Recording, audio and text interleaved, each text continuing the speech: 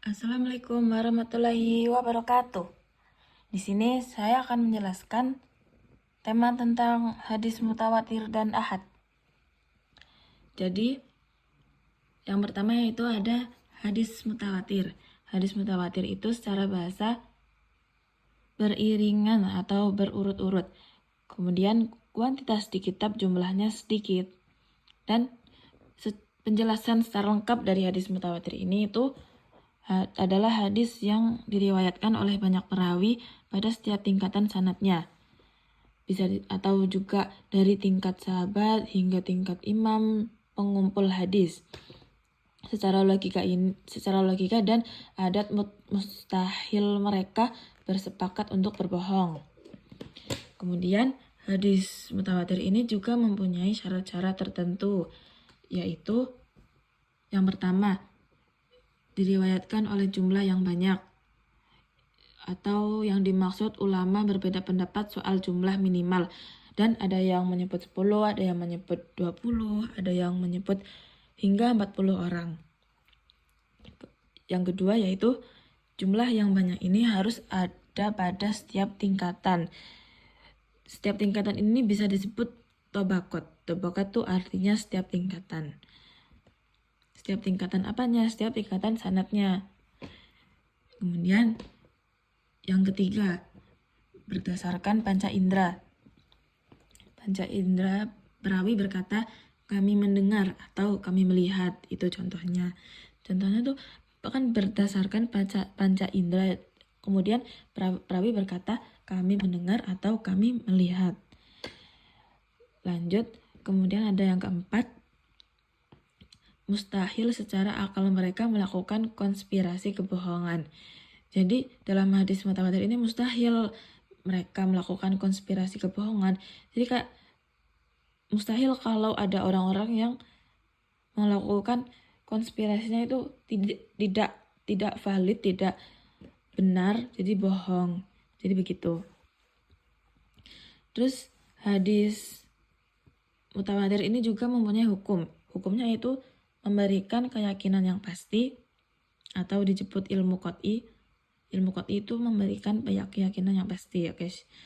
Kemudian menghindari hadis mutawatir bisa berakibat fatal pada keimanan. Jadi kita kalau memang yakin kepada hadis mutawatir ini, janganlah ditinggal. Karena akan berakibat fatal pada keimanan. Jadi kita harus benar-benar yakin pada hadis mutawatir ini. Karena hadis mutawatir ini juga bersifat benar, tidak memiliki sifat dhaif, tidak lemah perawinya, tidak pelupa dan segala lainnya. Kemudian hadis mutawatir ini juga mempunyai contoh, yaitu yang berbunyi, barang siapa yang sengaja berdusta atas namaku, maka hendaklah ia bersiap menduduki tempat duduk di neraka. Hadis riwayat Bukhari Muslim. Maksud dari contoh hadis ini, barang siapa yang berdusta kepada hadis mutawatir atau kepada hadis-hadis ini, maka ia akan menduduki tempatnya duduknya di neraka.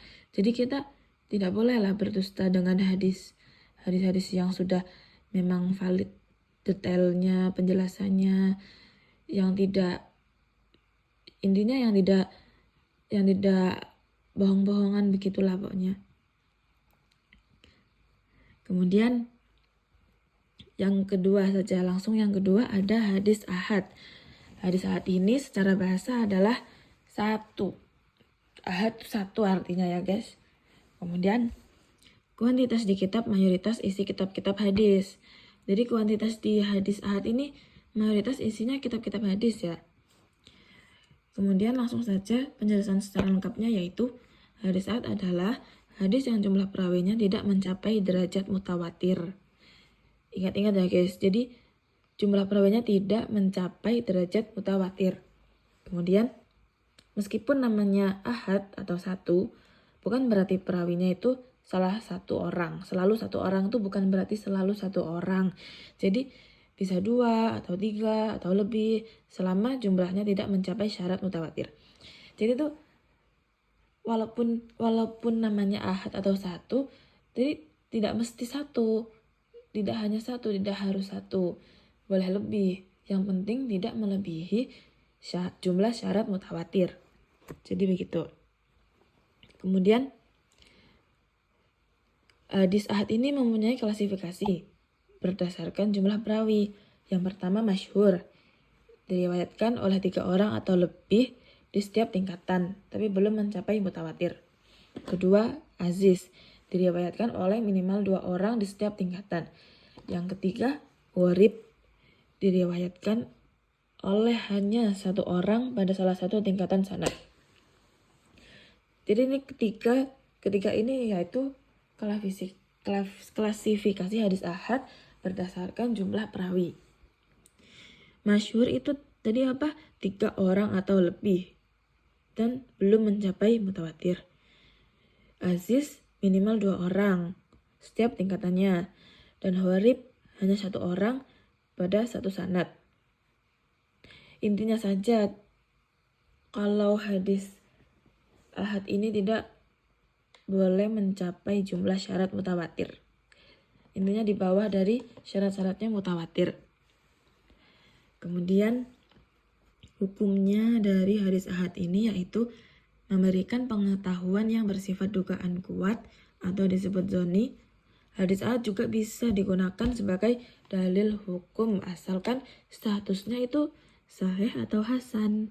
Sahih hasan itu apa tadi?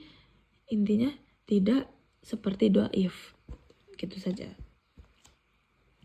Kemudian ada contoh hadis ahad yang berbunyi innama a'malu binniyat. Sesungguhnya amal itu tergantung pada niat.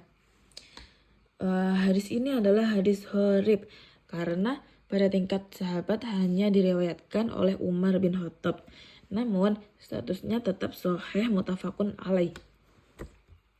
Kemudian ini ada redaksi matan al-Baiquniyahnya dari hadis ahad ini karena tidak menyebutkan definisi hadis mutawatir secara eksplisit, beliau langsung fokus pada pembagian hadis ahad.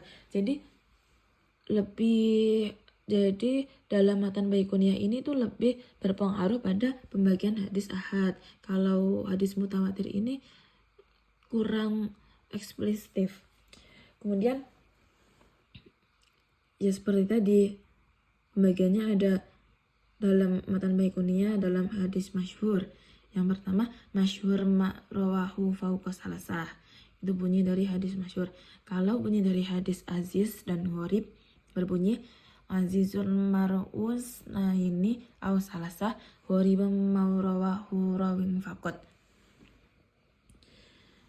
Udah itu aja dari saya. Sekian, terima kasih. Assalamualaikum warahmatullahi wabarakatuh.